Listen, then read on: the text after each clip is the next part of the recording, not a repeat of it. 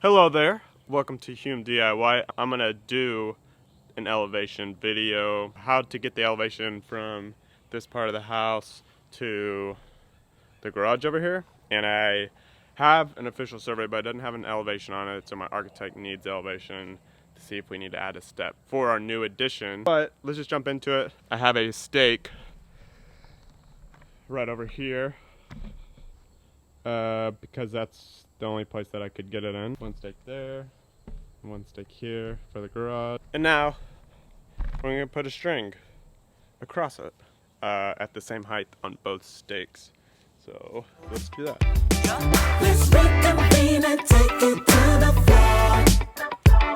Our love, my love. Let's have a good time. Let's reconvene and take it to the floor.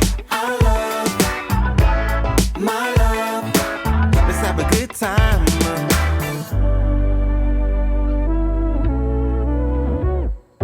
I like it when you do it.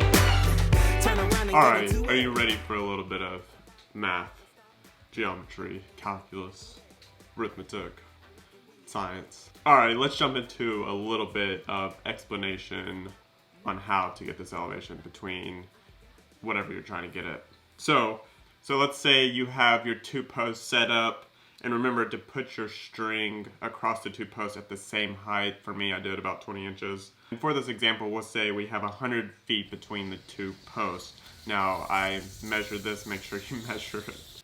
And then take your level, go into the middle. It doesn't have to be exactly in the middle. You're gonna wanna measure the end of the level and the distance between that and where the string ends. So for this example, we're gonna say 10 inches. So we have 100 feet between the two posts, 10 inches between the end of the level and the string, and then we have our level that's 2 feet. Now you can use a chair, that's what's in this picture, to help with balancing your level. So then we go into the math of this, which we can see between the two posts, 100 feet, 2 foot length of the level, you divide that and you get 50. Now 50 is just 50, there are no units, you cross out the feet in this equation. And then the difference between the end of the level and the string is 10 inches, so you're gonna multiply that and get 500 inches, which is your elevation change. Now, if you want it in feet, divide by 12, and you get, 41.66666667. So that's the equation. It's pretty simple. I'll even make it more simple here in a second, but for my property, I wanted to know the elevation between my house and the garage for a future project. And so I didn't have the elevation. So I went online, searched how to get my elevation, and it said you could do it from, a map. And they have the elevation on maps around the world. So I went to this website. My elevation was around 600.4. So that was my starting point. Now you can honestly use any starting point. It just depends what your project is. But for me, this works perfectly. And then I did my calculation. I had 301 inches between the two posts. 24 inches was the length of my level. And that's 12.54. And I had only 1/4 inch difference between the end of the level and the string. So I multiplied that and got 3.135 inches. And that is the change of elevation between my house and my garage. And so you subtract that and you get 600.13875. So now you know the elevation and you can get it for your property. Now, if you need something super specific, like the exact numbers on the elevation, and you can't use a relative number like this, like the 600.4, then make sure you get a survey done. Now, for the easy equation, we have the distance between your post and some unit, say it's inches, over the length of your level, which will be the same unit. It should be the same unit as your top number. Now, if it's different, then you'll have to do some math to get the same.